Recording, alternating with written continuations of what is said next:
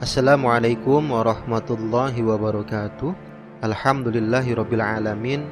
Wassalatu wassalamu ala asrafil anbiya'i wal mursalin wa ala alihi washabihi ajma'in. Amma ba'du. Pendengar yang mudah-mudahan senantiasa dalam lindungan Allah Subhanahu wa taala. Alhamdulillah kembali hadir di tengah-tengah Anda semua Buletin Kafah edisi yang ke-146, terbit tiap hari Jumat, dan ini bertepatan tanggal 27 Syawal 1441 Hijriah, 19 Juni 2020 Masehi. Insyaallah pada kesempatan kali ini akan mengangkat tema tentang sekularisme radikal hanya menghasilkan new abnormal. Bismillahirrahmanirrahim. Salah satu isu kontroversial yang banyak menyita perhatian publik akhir-akhir ini adalah rancangan undang-undang HIP, haluan ideologi Pancasila. Kelompok sekuler radikal dicurigai berada di balik usulan RUU HIP ini. Mereka inilah yang terbukti ingin mengubah Pancasila, bukan HTI. Meski dengan sekedar memeras Pancasila menjadi Trisila, bahkan Ekasila.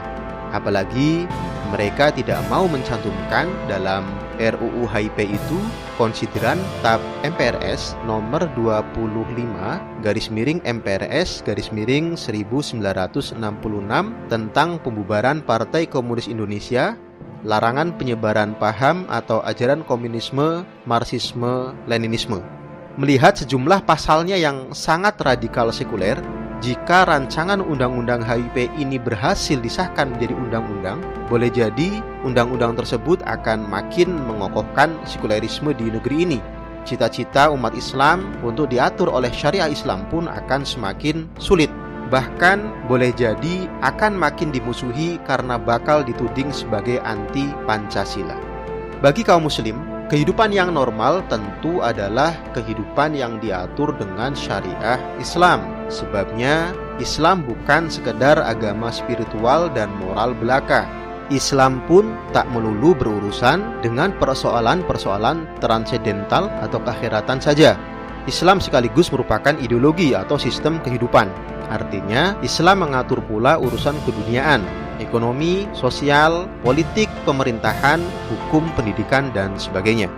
Karena itulah Allah Subhanahu wa taala memerintahkan pada kita agar berislam secara kafah, secara total. Sebagaimana dalam Quran surat Al-Baqarah ayat 208, Allah berfirman, A'udzubillahi minasyaitonirrajim. Bismillahirrahmanirrahim. Ya ayyuhalladzina amanu dkhulu fis-silmi kafah wa la tattabi'u khutuwatis syaitan innahu lakum aduwwum mubin. Hai orang-orang yang beriman, masuklah kalian semuanya ke dalam Islam secara total, dan janganlah kalian mengikuti langkah-langkah setan. Sungguh setan itu adalah musuh nyata kalian. Menurut Imam Al-Jazairi dalam ayat ini, Allah Subhanahu wa taala menyeru pada hambanya yang mukmin dengan memerintah mereka agar masuk Islam secara total. Tidak boleh memilah-milah dan memilih-milih syariah dan hukum-hukumnya. Dalam arti tidak boleh syariah yang sesuai dengan kepentingan dan hawa nafsu mereka terima dan mereka amalkan.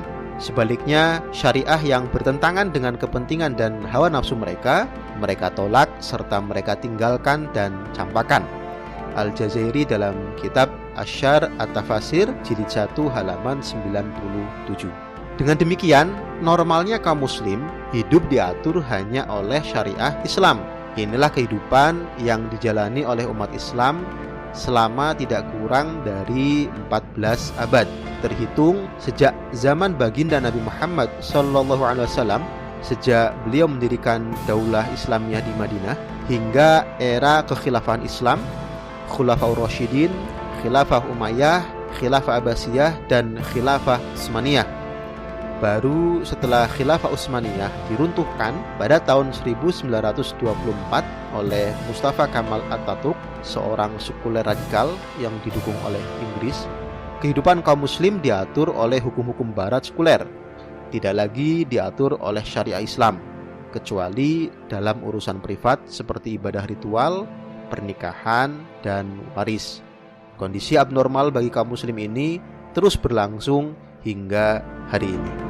Pendengar yang dirahmati oleh Allah SWT, penerapan hukum-hukum barat sekuler atas kaum muslim di seluruh dunia yang menggantikan syariah Islam tentu adalah kecelakaan sejarah.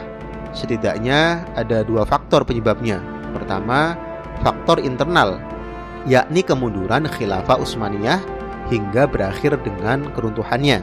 Yang kedua, faktor eksternal, yakni kebangkitan Barat dengan kapitalisme sekulernya, yang dibarengi dengan nafsu penjajahannya atas dunia, khususnya dunia Islam. Penjajahan Barat tak hanya bermotif ekonomi, yaitu menguras kekayaan negara-negara jajahan. Penjajahan Barat juga bertujuan politik, yakni penyebaran dan penerapan akidah sekulerisme dengan kapitalisme dan demokrasinya atas dunia, khususnya dunia Islam. Selebihnya, penjajahan Barat juga dimanfaatkan untuk memuluskan misi kristenisasi di negara-negara terjajah, khususnya di dunia Islam.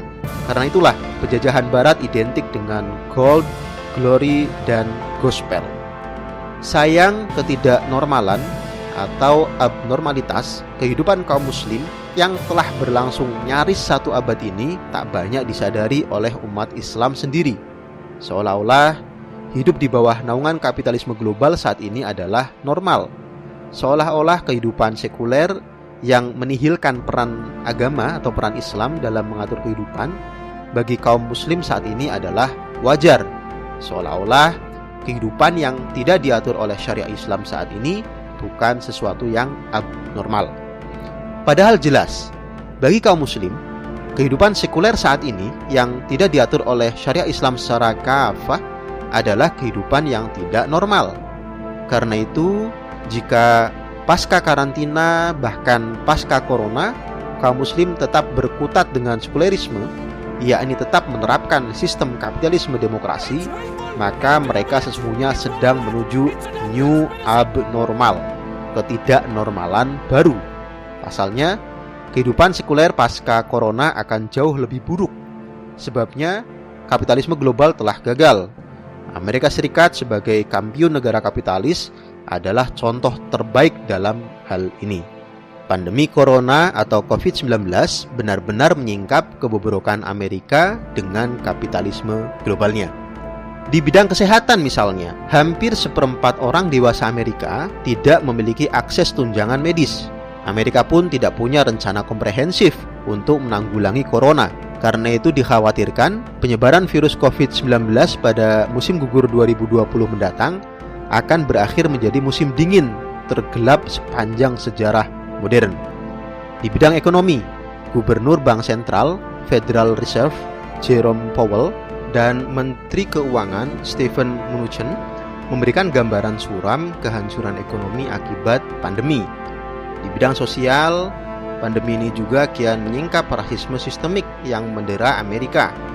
Untuk memenuhi kebutuhan hidup, 40% rumah tangga kulit hitam dan hampir 50% rumah tangga Hispanik bermasalah dalam membayar tagihan dibandingkan dengan 21% rumah tangga kulit putih. Dikutip dari rand.org tanggal 3 bulan Juni 2020. Ironisnya, saat mayoritas penduduk Amerika menghadapi masalah ekonomi, kelompok terkaya justru diuntungkan.